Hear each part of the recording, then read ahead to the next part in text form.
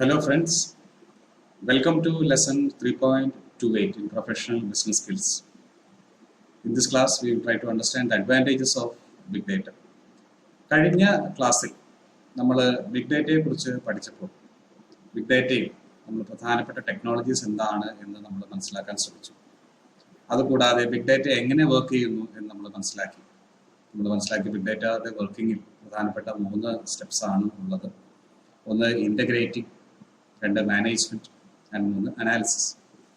അപ്പോൾ നമ്മൾ ബിഗ് ഡേറ്റയുടെ പഠനം നമ്മൾ ഏകദേശം അതിൻ്റെ അവസാന ഭാഗത്തെത്തുമ്പോൾ ബിഗ് ഡേറ്റ മൂലമുള്ള അഡ്വാൻറ്റേജസ് എന്തെല്ലാമാണ്, ഡിസഡ്വാൻറ്റേജസ് എന്തെല്ലാമാണ് എന്നുള്ളതാണ് ഈ ക്ലാസ്സിലും അടുത്ത ക്ലാസ്സിലും നമ്മൾ മനസ്സിലാക്കുക. അപ്പോൾ ആദ്യം അഡ്വാൻറ്റേജസ് എന്താണ് എന്ന് നമുക്ക് മനസ്സിലാക്കാം. ആദ്യത്തേത് improved business processes and competitive advantage. Improved business processes and competitive advantage എന്ന് പറയുമ്പോൾ ഇത് പ്രധാനമായിട്ടും കസ്റ്റമറെ മനസ്സിലാക്കാൻ സാധിക്കുന്നതിൽ നിന്ന് നമുക്ക് ഉണ്ടാകുന്ന ചില മെച്ചങ്ങളാണ്. ബിഗ് ഡേറ്റ നമ്മൾക്ക് ഒരുപാട് ഡേറ്റ പല പോയിന്റുകളിൽ നിന്ന് കസ്റ്റമറെ കുറിച്ച് നമ്മുടെ പക്കലേക്ക് എത്തിച്ചു തരും. കസ്റ്റമറുടെ പ്രിഫറൻസസ് എന്താണ്, കസ്റ്റമറുടെ ചില താല്പര്യങ്ങൾ എന്തെല്ലാമാണ്, കസ്റ്റമറുടെ ഒരു പ്രൊഫൈൽ എന്തെല്ലാമാണ്, ഏത് പ്രായത്തിൽപ്പെട്ട ആൾക്കാർ, ഏത് ജോലി ചെയ്യുന്നവർ, എന്ത് വരുമാനമുള്ളവർ, ഏതെല്ലാം രാഷ്ട്രീയ അല്ലെങ്കിൽ ഏതെല്ലാം പ്രത്യേക രീതിയിലുള്ള ചില കാര്യങ്ങളോട് ചായ്വ് പ്രകടിപ്പിക്കുന്നവർ, ഇങ്ങനെ ഒരുപാട് ഡേറ്റ കസ്റ്റമറുടെ സൈഡിൽ നിന്ന് നമുക്ക് വരുന്നുണ്ട്. അപ്പോൾ ഈ വരുന്ന ഡേറ്റയ്ക്ക് അനുസരിച്ച് കസ്റ്റമർക്ക് നമുക്ക് ഓഫർ ചെയ്യാവുന്ന പ്രൊഡക്ട്സ് സർവീസസ് നമുക്ക് മാറ്റങ്ങൾ വരുത്താൻ സാധിക്കുന്നു. അല്ലെങ്കിൽ കസ്റ്റമറുടെ ബൈയിങ് പാറ്റേണിൽ, ബൈയിങ് ബിഹേവിയറിൽ വരുന്ന ചില പാറ്റേൺസ് നമുക്ക് ഡിറ്റക്ട് ചെയ്യാൻ സാധിക്കുന്നു. മാസത്തിന്റെ ആദ്യം പർച്ചേസ് ചെയ്യുന്ന ഒരുപാട്, അപ്പോൾ അതനുസരിച്ച് നമുക്ക് ചെയ്യാവുന്ന കാര്യം നമുക്ക് ആ സമയത്ത് സപ്ലൈ കൂട്ടാം, അല്ലാത്ത സമയത്ത് നമുക്ക് സപ്ലൈ കുറയ്ക്കാം. ഫെസ്റ്റീവ് സീസണിൽ കൂടുതൽ സെയിൽസ് ഉണ്ട്, ആ സമയത്ത് നമുക്ക് പ്രൊഡക്ഷൻ ഫുൾ കപ്പാസിറ്റിയിൽ ഓടിക്കാം, അല്ലാത്ത സമയത്ത് പ്രൊഡക്ഷൻ നമുക്ക് കപ്പാസിറ്റി കുറച്ച് ഓടിക്കാം. ഫെസ്റ്റീവ് സീസണിൽ നമ്മൾ ഡിസ്കൗണ്ട്സ് കൊടുക്കേണ്ട ആവശ്യമില്ല, കാരണം അല്ലാതെ തന്നെ സെയിൽസ് നല്ലപോലെ പോകുന്നുണ്ട്. ലീൻ സീസണിൽ നമുക്ക് സെയിൽസ് കൂടുതൽ പുഷ് ചെയ്യാൻ വേണ്ടി ഡിസ്കൗണ്ട്സോ ഡിസ്ട്രിബ്യൂട്ടേഴ്സിന് കമ്മീഷനോ നമുക്ക് കൂട്ടി കൊടുക്കാം. അപ്പോൾ കസ്റ്റമറുടെ ഒരു പെരുമാറ്റം അല്ലെങ്കിൽ കസ്റ്റമറുടെ ഒരു ബൈയിങ് ബിഹേവിയർ നോക്കി നമുക്ക് ഒരുപാട് കാര്യങ്ങൾ മനസ്സിലാകുന്നു. കസ്റ്റമറുടെ ബൈയിങ് ബിഹേവിയർ മനസ്സിലാകുന്നതിലുപരിയായിട്ട് ഇത് നമ്മുടെ ബിസിനസ്സിൽ ഒരു എഫിഷ്യൻസി കൂട്ടുന്ന ഒരു കോമ്പറ്റേറ്റീവ് അഡ്വാൻറ്റേജ് മാറുന്നെങ്ങനെ. നമുക്ക് കസ്റ്റമറെ കുറിച്ച് ഉൾക്കാഴ്ചകൾ കിട്ടുമ്പോൾ നമുക്ക് മാത്രമായിട്ട് ലഭിക്കുന്ന ചില കാര്യങ്ങളുണ്ട്, കസ്റ്റമറെ കുറിച്ചുള്ള അറിവുകളുണ്ട്. ഇത് വെച്ച് നമ്മുടെ പ്രൊഡക്റ്റിന്റെ ഫീച്ചേഴ്സോ നമ്മുടെ സർവീസോ നമ്മുടെ ബിസിനസ്സിലെ ഡീലിങ്സോ നമ്മൾ മാറ്റുമ്പോൾ കോമ്പറ്റീഷൻ അറിയാത്ത ഒരു മികവ്, ഒരു അഡ്വാൻറ്റേജ് നമുക്ക് കിട്ടുകയാണ്. ഇതിനാണ് നമ്മൾ കോമ്പറ്റേറ്റീവ് അഡ്വാൻറ്റേജ് എന്ന് പറയുന്നത്. ഇത് തന്നെ നമ്മുടെ ബിസിനസ്സിലെ എഫിഷ്യൻസിയെ സ്വാധീനിക്കുന്ന ഒരു കാര്യമായിട്ട് നമുക്ക് മാറ്റാൻ സാധിക്കും. എങ്ങനെയെന്ന് നോക്കിയാൽ ചെറിയ എക്സാമ്പിൾ നോക്കി നമുക്ക് മനസ്സിലാക്കാം. ഇപ്പോൾ ലീൻ സീസണിൽ നമ്മൾ എന്തൊക്കെ ചെയ്താലും ചില പ്രൊഡക്ട്സ് മൂവ് ചെയ്തോളണം എന്നില്ല. ഫോർ ഇൻസ്റ്റൻസ് എയർ കണ്ടീഷണേഴ്സിന്റെ സെയിൽ ലീൻ സീസണിൽ, നോർത്ത് ഇന്ത്യയിലൊക്കെ എയർ കണ്ടീഷണേഴ്സിന്റെ സെയിൽ വിന്റർ സീസണിൽ വളരെ കുറയുന്നൊരു പ്രതിഭാസം നമുക്ക് കാണാം. അപ്പൊ അങ്ങനെ വരുമ്പോൾ നമ്മൾ പ്ലാന്റിന്റെ പ്രൊഡക്ഷൻ അതിനനുസരിച്ച് കുറയ്ക്കാൻ നിന്ന് കഴിഞ്ഞാൽ പ്ലാന്റ് ഐഡിലാണ്. AC 1000 എണ്ണം ഉണ്ടാക്കാൻ കപ്പാസിറ്റി ഉള്ള പ്ലാന്റ് AC 200 എണ്ണം മാത്രമേ ഉണ്ടാക്കുന്നുള്ളൂ. പക്ഷേ പ്ലാന്റിന്റെ റെന്റല്, പ്ലാന്റിന്റെ പ്രമിസസിന്റെ മെയിൻ്റനൻസ്, മെഷീനറിയുടെ അപ്കീപ്പ്, ലേബറിന്റെ കോസ്റ്റ് ഇതെല്ലാം കണ്ടിന്യൂ ചെയ്യുന്നുണ്ട്. അപ്പോൾ ഒരു 3-4 വർഷത്തെ ഡേറ്റ എടുത്തു കഴിഞ്ഞപ്പോൾ നമുക്ക് മനസ്സിലാവുകയാണ്, വർഷത്തിൽ ഒരു 4 മാസത്തോളം പ്ലാന്റ് ഐഡിലാണ്, അല്ലെങ്കിൽ 50% 60% കപ്പാസിറ്റി ഐഡിലായിട്ട് കിടക്കുകയാണ്. കാരണം ഡിമാൻഡില്ല, സെയിൽസ് മുന്നോട്ട് പോകുന്നില്ല. അപ്പോൾ നമുക്ക് എന്ത് ചെയ്യാം? നമ്മൾ മനസ്സിലാക്കുന്നു പ്ലാന്റ് ഐഡിലായിട്ട് കിടക്കുന്നതിന്റെ കോസ്റ്റ് എത്രയോ ഹ്യൂജ് ആണ്. റോ മെറ്റീരിയൽ കെട്ടിക്കിടക്കുന്നു, ലേബർ ഐഡിലായിരിക്കുന്നു, പ്ലാന്റിന് വേണ്ട മെയിൻ്റനൻസ് ചെയ്തുകൊണ്ടിരിക്കേണ്ടി വരുന്നു, പവറിന് പൈസ കൊടുക്കേണ്ടി വരുന്നു. നമ്മൾ ആ സമയം നോക്കി നമ്മൾ എക്സ്പോർട്ട് മാർക്കറ്റിന് സർവീസ് ചെയ്യാൻ ശ്രമിക്കുന്നു. സ്വാഭാവികമായിട്ട് അതിന് ചില കോസ്റ്റും എക്സ്പെൻസസും ചില ഡിഫിക്കൽട്ടീസും പ്രോസസ്സും പുതിയ പ്രോസസ്സുകളൊക്കെ ഉണ്ടാകും. പക്ഷെ അതിന് വരുന്ന ചെലവ് അതിൽ നിന്നുണ്ടാകുന്ന ലാഭത്തെക്കാളും പ്ലാന്റ് ഐഡിലായി കിടക്കുന്ന വേസ്റ്റേജിനേക്കാളും എത്രയോ മെച്ചമാണ്. ഇതാണ് നമ്മൾ പറയുന്നത് ബിസിനസ് പ്രോസസ് എഫിഷ്യൻസി എന്ന് പറയുന്നത്. നമ്മളുടെ ബിസിനസ്സിൽ നമുക്ക് നഷ്ടം നികത്താതെ, നമുക്ക് നഷ്ടം വരാതെ നമ്മൾക്ക് എങ്ങനെ കൊണ്ടുപോകാൻ സാധിക്കും? നമ്മൾ എഫിഷ്യൻസി എന്ന് പറയുന്നത് നമുക്ക് സെയിം ഔട്ട്പുട്ട്, നമ്മൾക്ക് ഇൻപുട്ട് കുറച്ച് കിട്ടുന്നതോ സെയിം ഇൻപുട്ട് കൊടുത്ത് കൂടുതൽ ഔട്ട്പുട്ട് കിട്ടുന്നതിനൊക്കെയാണ് നമ്മൾ എഫിഷ്യൻസി എന്ന് പറയുക. നമ്മളുടെ ബിസിനസ്സിൽ നമുക്ക് അനാവശ്യമായ വേസ്റ്റേജ്, നഷ്ടം ഒഴിവാക്കി പ്രവർത്തിക്കാൻ സാധിച്ചാൽ അതൊരു എഫിഷ്യന്റ് ഓപ്പറേഷനാണ്. പരമാവധി നമ്മൾക്കുള്ള അസറ്റ് നമ്മൾ മാക്സിമം യൂട്ടിലൈസ് ചെയ്യാൻ സാധിച്ചാൽ നമുക്കതൊരു എഫിഷ്യൻസിയാണ്. അപ്പോൾ ഈ രീതിയിൽ നമ്മൾ ഡേറ്റ നമ്മൾ അനലൈസ് ചെയ്തപ്പോൾ പ്ലാന്റിന്റെ പ്രൊഡക്ഷൻ കഴിഞ്ഞ് 4-5 മാസമായിട്ട്, 4-5 വർഷങ്ങളായിട്ട് പ്ലാന്റിന്റെ കപ്പാസിറ്റി ആ 4 മാസത്തോളം 60% അണ്ടർ യൂട്ടിലൈസ്ഡ് ആണെന്ന് മനസ്സിലാക്കുമ്പോൾ ഡേറ്റയിൽ നിന്നാണ് നമ്മൾ മനസ്സിലാക്കുന്നത്. ആ ഡേറ്റ ഉപയോഗിച്ച് നമ്മൾ ആ പ്ലാന്റിന്റെ ഫെസിലിറ്റീസ് നമ്മൾ യൂട്ടിലൈസ് ചെയ്ത് എക്സ്പോർട്ട് മാർക്കറ്റിലേക്ക് നമ്മൾ സർവീസ് ചെയ്യാൻ ശ്രമിക്കുമ്പോൾ നമുക്കൊരു ഓപ്പറേഷണൽ എഫിഷ്യൻസിയാണ്. ഇതും മറ്റൊരു കോമ്പറ്റേറ്റീവ് അഡ്വാൻറ്റേജ് ആണ്. നമ്മളെ സംബന്ധിച്ചിടത്തോളം നമുക്ക് നഷ്ടം അവിടെ കുറയുന്നു, അത്രയ്ക്ക് വേസ്റ്റേജ് കുറയുന്നു. പക്ഷെ നമ്മുടെ കോമ്പറ്റീഷൻ അത്രയ്ക്ക് പരിശ്രമിക്കുന്നുണ്ടാവില്ല. കാരണം അവരുടെ കയ്യിൽ ഡേറ്റ ഇല്ല, അല്ലെങ്കിൽ അവർ ആ ഡേറ്റയെ കുറിച്ച് അവെയർ അല്ല. ഇങ്ങനെ ഒരു ഡേറ്റ കിട്ടിയാൽ അത് അനലൈസ് ചെയ്ത് നമുക്ക് ഇങ്ങനെ ഒരു പോസിബിലിറ്റി ഉണ്ടാക്കാം എന്നതിനെ കുറിച്ച് അവർ ചിന്തിക്കുന്നില്ല. അപ്പൊ ഇതാണ് നമ്മൾ പറയുന്ന improved business processes and competitive advantage. മറ്റൊരു എക്സാമ്പിൾ നോക്കുകയാണെങ്കിൽ വലിയ വലിയ സൂപ്പർ മാർക്കറ്റുകളിൽ ഇഷ്ടം പോലെ ഡേറ്റ നമുക്ക് കിട്ടും അല്ലേ. നമ്മൾ ചെന്ന് കഴിഞ്ഞ് കഴിഞ്ഞാൽ നമുക്ക് കാണാം, നമ്മൾ ബില്ല് ചെയ്ത് കഴിയുമ്പോൾ നമ്മളുടെ ഒരു കാർഡിന്റെ നമ്പർ ചോദിക്കും. ആ കാർഡിന്റെ നമ്പർ അവരുടെ ലോയൽറ്റി കാർഡായിരിക്കും നമ്പർ ചോദിച്ചു കഴിഞ്ഞാൽ നമ്മൾ ആ നമ്പറിലേക്ക് നമ്മളുടെ ബില്ലിങ്ങിന്റെ ഡീറ്റെയിൽ നേരെ ഓട്ടോമാറ്റിക്കലി കയറി ചെല്ലുന്നത് നമുക്ക് 2 പോയിന്റ് 3 പോയിന്റ് കിട്ടുന്നു നമ്മുടെ പേരിലും അത് കയറി പോകുന്നുണ്ട്. അനലൈസ് ചെയ്ത് കഴിഞ്ഞാൽ നമുക്ക് സൂപ്പർ മാർക്കറ്റിന്റെ ഓണർക്ക് അല്ലെങ്കിൽ സൂപ്പർ മാർക്കറ്റുമായി ബന്ധപ്പെട്ട ബിസിനസ് ഗ്രൂപ്പിന് മനസ്സിലാക്കാൻ സാധിക്കുന്നുണ്ട് മാസത്തിൽ ആദ്യത്തെ 10 ദിവസം ഹെവി പർച്ചേസ് ആണ്. അതനുസരിച്ച് സ്റ്റോക്കിംഗ് മെയിൻറ്റെയിൻ ചെയ്യാൻ സാധിക്കുന്നു. അതനുസരിച്ച് സ്റ്റോക്ക് കിട്ടിയേ പറ്റൂ. ഇല്ലെങ്കിൽ കസ്റ്റമർ ഇവിടെ വന്നില്ലെങ്കിൽ 4 തവണ ഇവിടെ വന്നിട്ട് സ്റ്റോക്ക് ഇല്ലെങ്കിൽ കസ്റ്റമർ 5-ാം തവണ ഈ കടയിൽ പറ്റില്ല, റിസൾട്ട് പോകും. നമുക്കൊരു നഷ്ടമാണ്. ആ നഷ്ടം നമുക്ക് ഒഴിവാക്കാൻ സാധിക്കുന്നുണ്ട്. നമുക്കൊരു എഫിഷ്യന്റ് ഓപ്പറേഷൻ വേണ്ടത്ര സ്റ്റോക്ക് മെയിൻറ്റെയിൻ ചെയ്ത് കൊണ്ടുപോകാൻ സാധിക്കുന്നുണ്ട്. ഇനി അതല്ല, ചെറിയ കടകളിൽ ഒറ്റയ്ക്ക് മാത്രം നിൽക്കുന്ന ചെറുതായ ചെറിയ സ്മോൾ ഷോപ്സിൽ നമുക്ക് അവിടെ നിന്ന് ഡേറ്റ കിട്ടുന്നുണ്ടെങ്കിൽ, അവിടുത്തെ സ്റ്റോക്ക് ലെവൽ അറിയാമെന്നുണ്ടെങ്കിൽ നമുക്ക് ആ സ്റ്റോക്ക് അവിടുത്തെ പ്രത്യേകത എന്താണ്, ഒരു പർട്ടിക്കുലർ പോയിന്റിൽ കൂടുതൽ സ്റ്റോക്ക് നമുക്ക് അവിടെ വെക്കാൻ സാധിക്കും. ചെറിയ കടകളാണ്, സ്റ്റോക്ക് കൊണ്ടുപോയി തള്ളാൻ നമുക്ക് പറ്റില്ല. അതേസമയം ആവശ്യമുള്ളപ്പോൾ സ്റ്റോക്ക് അവിടെ കിട്ടിക്കൊണ്ടിരിക്കണം. അപ്പൊ അതിനനുസരിച്ച് നമ്മുടെ ഡിസ്ട്രിബ്യൂട്ടറുടെ പ്ലേസിൽ കുറച്ച് സ്റ്റോക്ക് കൂടുതൽ വെക്കുക, ഡിസ്ട്രിബ്യൂട്ടർക്ക് കൂടുതൽ ബില്ല് ചെയ്യുക, ഡിസ്ട്രിബ്യൂട്ടറെ പറഞ്ഞ് മനസ്സിലാക്കിച്ച് ഇത്ര സ്റ്റോക്ക് കൂടുതൽ വേണം. ആ കടയിൽ വിസിറ്റിന്റെ സൈക്കിൾ ആദ്യം 10 ദിവസത്തിലൊരിക്കലായി പോകുന്നുണ്ടെങ്കിൽ 7 ദിവസത്തിലൊരിക്കൽ പോകാനുള്ള രീതിയിൽ അതിന്റെ ഡേറ്റ് നമ്മൾ കൺവേർട്ട് ചെയ്ത് മാറ്റണം. ഇതിനൊക്കെയാണ് നമ്മൾ ബിസിനസ് എഫിഷ്യൻസി എന്ന് പറയുന്നത്. ഇത് നമുക്ക് ഡേറ്റയിൽ നിന്ന് കിട്ടുന്ന ഇൻപുട്ട് അനുസരിച്ചാണ് നമുക്ക് ബിസിനസ് പ്രോസസ്സ് കൂടുതൽ എഫിഷ്യന്റ് ആക്കി മാറ്റാൻ സാധിക്കുന്ന കോമ്പറ്റേറ്റീവ് അഡ്വാൻറ്റേജ് നമുക്ക് ഉണ്ടാകും. ഇത് ബിഗ് ഡാറ്റയുടെ ഒരു അഡ്വാൻറ്റേജ് ആണ്. ബിഗ് ഡാറ്റയിൽ നിന്ന് മാത്രമല്ല, ഏത് ഡാറ്റ അനാലിസിസിനും ഒരു അഡ്വാൻറ്റേജ് ആണ് improvement in business processes and gaining competitive advantage. രണ്ടാമത്തേത് utilise intelligence from external sources. പുറത്തു നിന്നുള്ള ഒരുപാട് ഇൻഫർമേഷൻ നമുക്ക് യൂസ് ചെയ്യാൻ സാധിക്കും. അതായത് നമ്മൾ നോക്കിക്കഴിഞ്ഞാൽ നമുക്കറിയാം, സോഷ്യൽ മീഡിയയിൽ ഒരുപാട് ഡേറ്റ നമുക്ക് കിട്ടുന്നുണ്ട്. പ്രത്യേകിച്ച് ട്രെൻഡ്സ്, പാറ്റേൺസ് ഒക്കെ ഐഡന്റിഫൈ ചെയ്യാൻ സോഷ്യൽ മീഡിയ ബെസ്റ്റ് ആണ്. ഇന്നത്തെ കാലത്ത് കാണുന്ന ട്രെൻഡ് എന്താണ്? എല്ലാം ഓർഗാനിക്.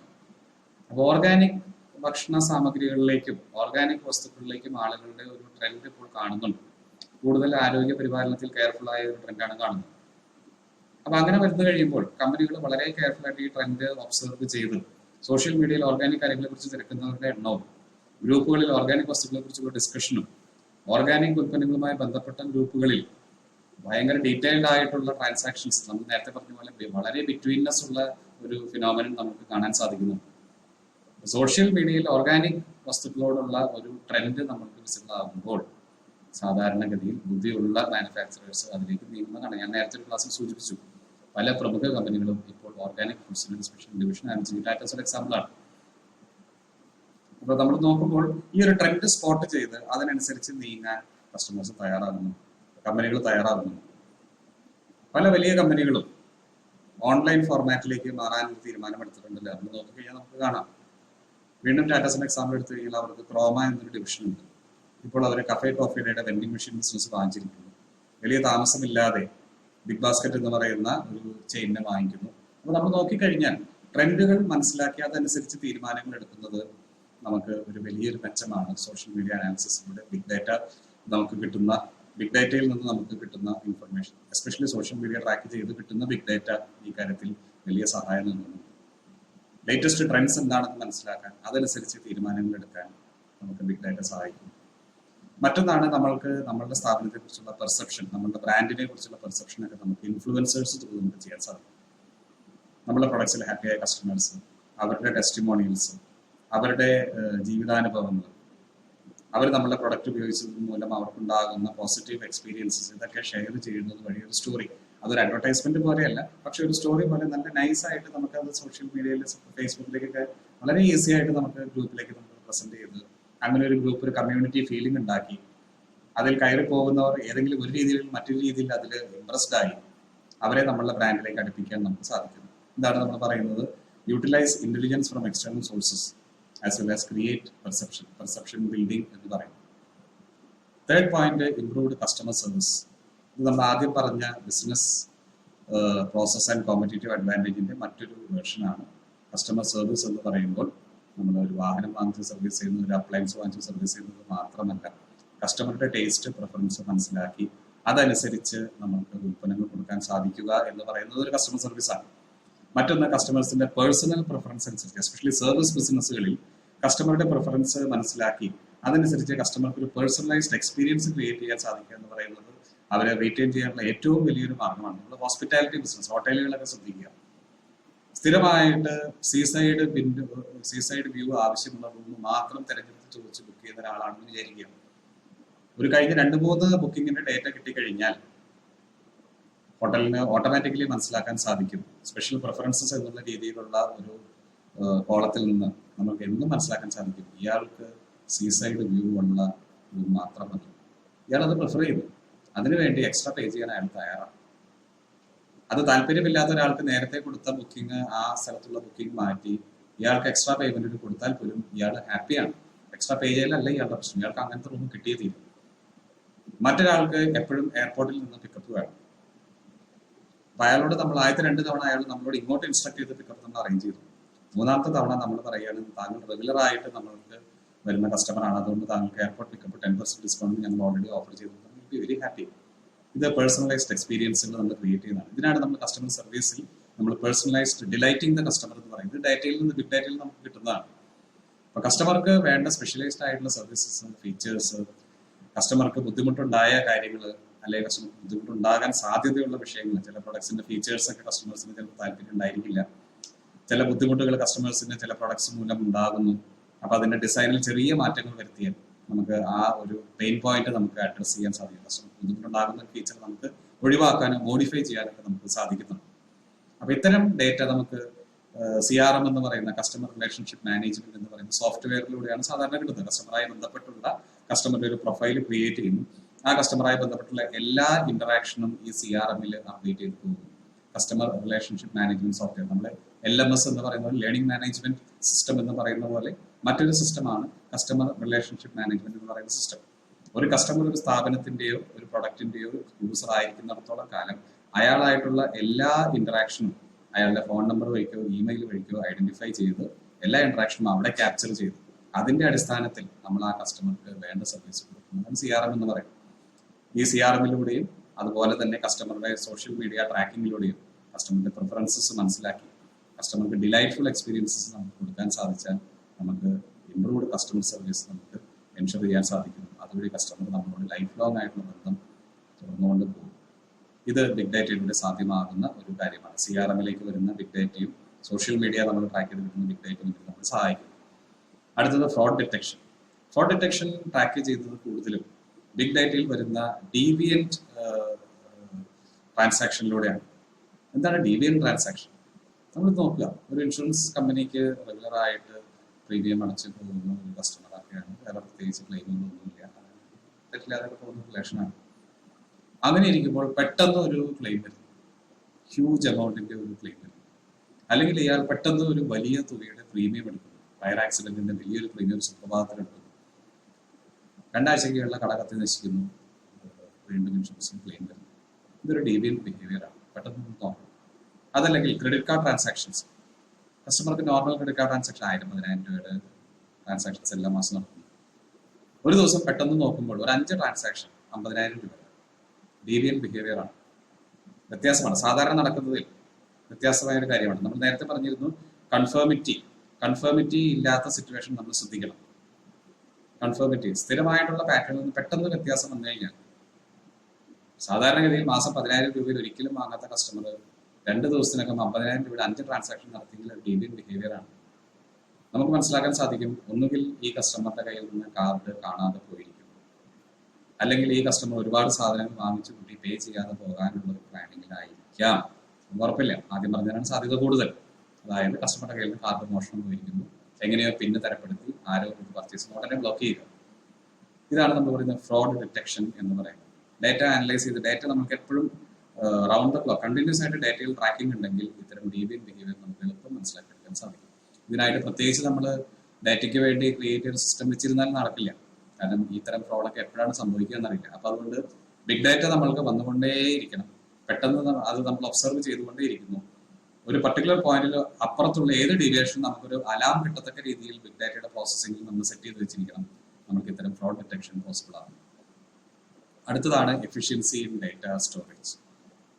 ബിഗ് ഡാറ്റ നമ്മൾ മനസ്സിലാക്കി കണ്ടിന്യൂസ് ആയിട്ട് ഒരുപാട് വെറൈറ്റി ഓഫ് ഫോംസിൽ ഹ്യൂജ് വോളിയം ഓഫ് ഡാറ്റ വരുന്നു. സ്വാഭാവികമായിട്ട് ഇതിന് നല്ല സ്റ്റോറേജ് കപ്പാസിറ്റി ഉണ്ടായിരിക്കണം. ബിഗ് ഡാറ്റ സ്റ്റോറേജ് നല്ല സ്റ്റോറേജ് കപ്പാസിറ്റി ഉണ്ടായിരിക്കണം, ഇൻഫ്രാസ്ട്രക്ചർ ഉണ്ടായിരിക്കണം, ഹാർഡ്വെയർ ആയിട്ട് സോഫ്റ്റ്വെയർ ആയിട്ട്. ഇതുകൊണ്ടുള്ള ഒരു മെച്ചം എന്താണെന്ന് പറഞ്ഞാൽ ഏത് ഡാറ്റ വരുന്നതും അതിന്റെ പ്രോസസ്സിംഗ് ക്ലീനിങ്ങിന് മുൻപ് നമുക്ക് ബിഗ് ഡാറ്റയിലേക്ക് കൊണ്ടുപോയി തള്ളിയിടാം, അവിടെ കിടക്കട്ടെ. അപ്പോൾ ഏത് ഡാറ്റയും പ്രോസസ്സിംഗ് ക്ലീനിങ് അതിന് മുൻപുള്ള സ്റ്റേജിൽ നമ്മുടെ ബിഗ് ഡാറ്റ ആയിട്ട് കൺസിഡർ ചെയ്ത് അവിടെ കൊണ്ടുപോയി നമുക്ക് സ്റ്റോർ ചെയ്യും. അപ്പോൾ തൽക്കാലം അവിടെ സേഫ് ആയിട്ട് കിടന്നോളും.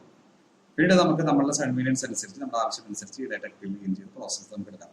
അപ്പോൾ കണ്ടിന്യൂസ് ആയിട്ട് വരുന്ന ഡാറ്റ ഏത് സമയത്ത് എപ്പോൾ വേണമെങ്കിലും വരുന്ന ഡാറ്റ നമുക്ക് സ്റ്റോർ ചെയ്യാൻ ഒരു സ്ഥലമായിട്ട് നമ്മുടെ ബിഗ് ഡാറ്റ സ്റ്റോറേജിന് യൂസ് ചെയ്യാം. അത് മാത്രമല്ല ബിഗ് ഡാറ്റ നമുക്ക് ഇടയ്ക്കിടയ്ക്ക് അനലൈസ് ചെയ്ത് ക്ലീൻ ചെയ്ത് അപ്ഡേറ്റ് ചെയ്ത് വേണ്ടാത്ത ഡാറ്റ കളഞ്ഞ് റിഡൻഡന്റ് ആയിട്ടുള്ള നമുക്ക് ആവശ്യം കഴിഞ്ഞ ഡാറ്റ നമുക്ക് ഒഴിവാക്കി നമുക്കത് എഫിഷ്യൻ്റ് ആയിട്ടുള്ള സ്റ്റോറേജ് മാനേജ്മെന്റ് നമുക്കത് കൊണ്ടുവരാൻ സാധിക്കും. അപ്പോൾ എഫിഷ്യൻസി ഇൻ ഡാറ്റ സ്റ്റോറേജ് ആണ് ബിഗ് ഡാറ്റയുടെ മറ്റൊരു അഡ്വാൻറ്റേജ്. നമുക്ക് ഓരോ പുതിയത് വരുന്ന പ്രത്യേക ക്ലാസ് ഓഫ് ഡാറ്റയ്ക്ക് സെപ്പറേറ്റ് സ്റ്റോറേജിന്റെ ആവശ്യം വരുന്നില്ല. നമ്മുടെ കയ്യിൽ ബിഗ് ഡാറ്റ സ്റ്റോർ ചെയ്യാനുള്ള സ്ഥലമുണ്ടെങ്കിൽ ഏത് ഡാറ്റ വന്നാലും നമുക്ക് ബിഗ് ഡാറ്റയുടെ ഭാഗമായിട്ടുള്ള സ്റ്റോറേജ് സിസ്റ്റത്തിലേക്ക് കൊണ്ടുപോയി നമുക്ക് ഡംപ് ചെയ്യാം. അവിടെ നിന്ന് പിന്നീട് നമ്മുടെ ആവശ്യാനുസരണം നമുക്ക് ക്ലീൻ ചെയ്തെടുക്കാം. ആവശ്യമുണ്ടെങ്കിൽ കുറേ കഴിയുമ്പോൾ അത് ഒഴിവാക്കുകയും ചെയ്യാം. അപ്പോൾ നമ്മുടെ സ്റ്റോറേജ് സിസ്റ്റം വളരെ എഫിഷ്യൻ്റായി അണ്ടർ യൂട്ടിലൈസ്ഡ് ആകുന്നില്ല. അതേസമയം സ്റ്റോർ ചെയ്യേണ്ട ഡാറ്റ സ്റ്റോർ ചെയ്യാൻ സ്ഥലം കിട്ടാതെ നമ്മൾ വിഷമിക്കുന്നുമില്ല. ഇതിനാണ് നമ്മൾ എഫിഷ്യൻസി ഇൻ ഡാറ്റ സ്റ്റോറേജ് എന്ന് പറയുന്നത്. അപ്പോൾ ഇത്രയുമാണ് ബിഗ് ഡാറ്റയുടെ അഡ്വാൻറ്റേജസ് ആയിട്ട് നമ്മൾ മനസ്സിലാക്കുന്നത്. ആദ്യത്തേത് improved business processes and competitive advantage. അടുത്തത് use intelligence from external sources. Third is improved customer service. Fourth is fraud detection. And fifth is efficiency in data storage. Advantages മനസ്സിലാക്കി നിനക്ക് അടുത്ത ക്ലാസ്സിൽ നമുക്ക് 3.29 നമുക്ക് ബിഗ് ഡാറ്റയുടെ ഡിസഡ്വാൻറ്റേജസ് കൂടെ പഠിക്കേണ്ടതുണ്ട്. Until we meet up for that, goodbye and thanks.